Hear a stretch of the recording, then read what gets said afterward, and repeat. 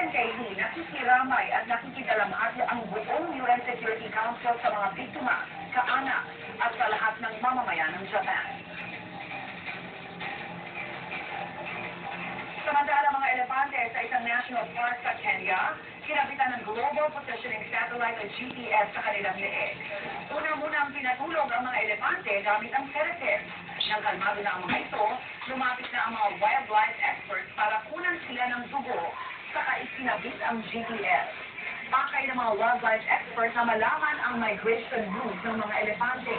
Yan ay para raw maprotektahan ang mga elepante sa mga aso at maiwasan ang sa bansa.